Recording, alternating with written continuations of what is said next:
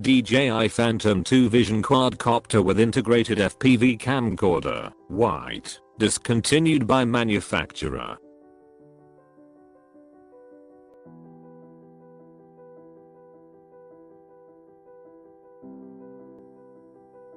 Integrated 14MP camera with 1080p HD video recording on a micro SD card, and live first person view, FPV, Wi-Fi streaming of video and telemetry to the free Vision app for iOS or Android. Included Wi-Fi extender allows live remote video streaming from up to 980 feet away. The integrated camera tilt motor will automatically compensate for the Phantom's single axis motion by tilting the camera for smoother videoc, and it's manually controllable via the Vision app. Fly up to 25 minutes on a single charge using the included 5C200mAh lithium polymer LiPo battery that's easily removable and contains intelligent circuitry and a charge remaining indicator. Built in, the Phantom 2 Vision also includes all the features you love from the original Phantom with an included camera instead of a GoPro mount.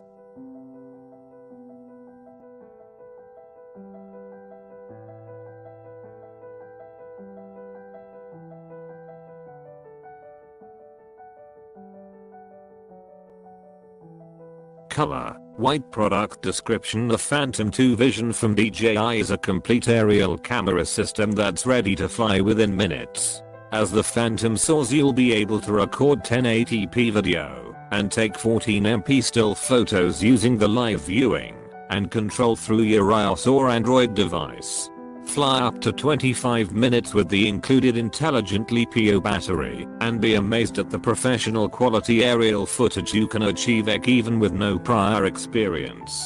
The Phantom 2 Vision also includes all the features you love from the original Phantom, such as intelligent orientation control, ready to fly design, and advanced GPS guided autonomous functionality unleashed through the free software available. Set contains aircraft body, 1, remote controller, 1, propeller pairs, 4, micro SD card, lens cap, gimbal clamp, prop wrench, DJI Smart Flight battery charger, power cables, 2, plug adapters, 2, micro USB cable. Disclaimer: manual, Phantom pilot training guide, manual, Phantom 2 Vision Plus quick start guide, user manual, stickers, 2, pink blue, vibration absorber, 4, anti-drop kit, 2, spare screws, 11, landing pad, 4.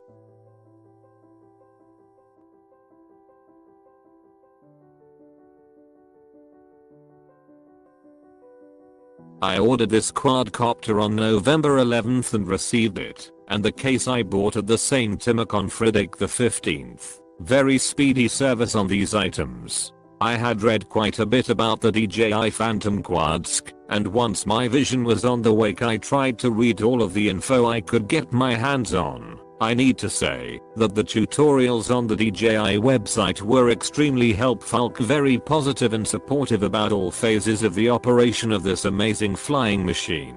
I need to say, Herrick, that I had zero experience flying any sort of model aircraft, no time using any sort of radio control, or very little contact with anyone in the RC community. I was really a total novice, and fairly apprehensive about learning to drive one of these expensive toys without a major hiccup. Why did I buy this quad? My main interest is in photography, and the current issue of Outdoor Photography features an article on using one of these devices for aerial photos. Who has not wished they could get a camera way up there, or zoom over the steeple of that church, or see what this neighborhood looks like from 300 feet up? When I read the specs of the Vision camera, 0.14 meg stills, or videoc, JPEG and RAW intervalometer, a long list, I knew I'd get a lot of use out of it. Just the idea of being able to rotate the quad while shooting multiple still images for PANAS was enough to make the final decision for me. Anyway, Friday the boxes started to arrive, and finally I got the opportunity to see the Phantom in real life. I had watched the unpacking tutorial from Jik, so there were no surprises with any of this. I pulled out the main battery and the range extender and started them charging.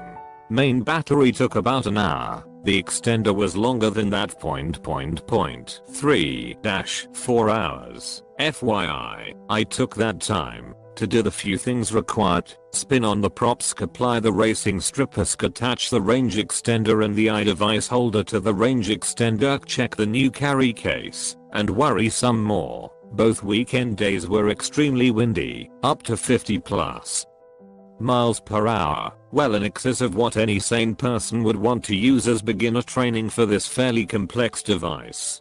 Monday was a different story. Temps in the 60s and only gentle breezes. 5-8 miles per hour at most. So, the case with the Phantom and the rest of the gear went into the minivan, and we headed for a local park.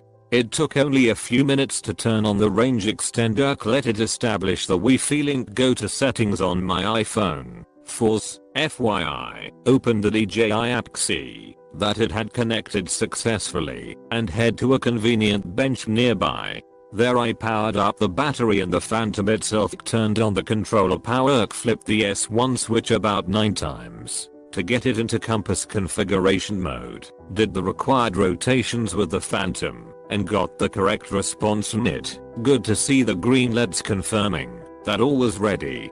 I checked the iPhone app again, that I had preloaded a week earlier, removed the lens cap, very important, and bingo, everything looked great. I placed the Phantom about 20 feet away from the bench, pulled the CSC joysticks to the motors on position, watched the motors come to life. I had done this at home a few days earlier, so I knew what to expect. C took a deep breath. A few spectators had gathered by this time.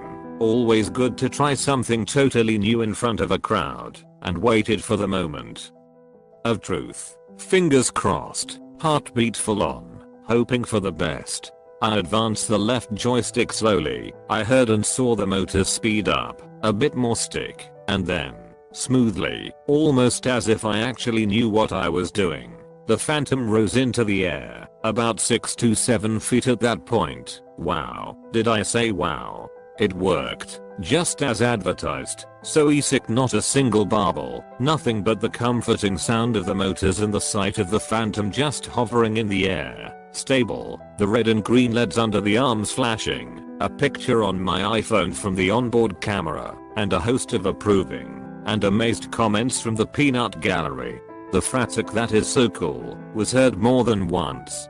Flushed with my new success, I advanced the left joystick again, and the Phantom responded by rising another 8 to 10 feet into the air. It really had such an otherworldly look to it, just floating in the air, steady, only the prop noise giving any hint that it was there. Since the camera was pointed away from USC, I moved the left stick to the side and watched the Phantom rotate, and at the same time I could see the display on my iPhone show the view from 15 feet up, turning 0.90 degrees more. Then, a small bunch of observers came into view. More use of the cool word. Since things were going so well, I started moving the right hand joystick. The Phantom mirrored each command. Forward, then back, to the left, then back to the right.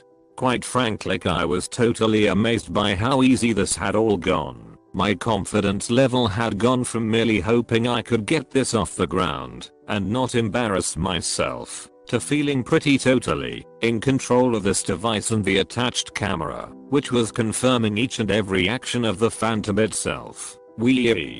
Since I knew the main battery was good for about 25 plus minutes, I flew the Phantom Vision up higher, rotated it, went a few hundred yards away, turned back, lower. This is getting addictive.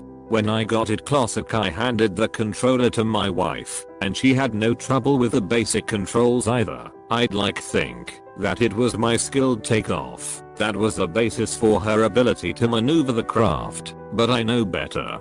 The next 20 minutes was spent in flying around the general area, flexing my aviation muscles, so to speak. I always kept it in view, although having the visual confirmation on the iPhone screen will allow operation that would be out of sight of the operator another time maybe. Pushing the left joystick forward caused the Phantom to begin to climb. At about 100 feet UPC it became a tiny dot in the sky. Another 100 and it was nearly invisible. The lights of the LEDs could not be seen then due to the sunny skies, but we knew it was there. It was a strange but satisfying feeling to be in control of this eye in the sky, close to euphoria. Now I have been around many aircraft, both full size and models enough to know that the number of landings should exactly equal the number of takeoffs, so this would be my final challenge, although I really had no fear about this going wrong after the 20+ minutes of experience. Old hand I had in the air. Bringing the quad back to the takeoff point, I settled it to a point about 5 feet above the grass, pulled back on the left hand joystick. The Phantom moved down, touched the ground. A second later I could hear the motor spin down. I had kept the left joystick in the full rear, or power off, position, and accepted the accolades of the crowd. Okay, the 4 or 5 people who were there. Final view of all of this. Incredible to see this machine hover at any place you want. Just remove your fingers from the sticks and it stops. The few times I was unsure of the orientation of the Panther, I did just that. Figured out what I wanted to do next, and then continued. This is unlike an airplane, which continues flying, while the pilot searches for my next move. Easy to fly, yes, very. A super solid, comfortable controlling experience.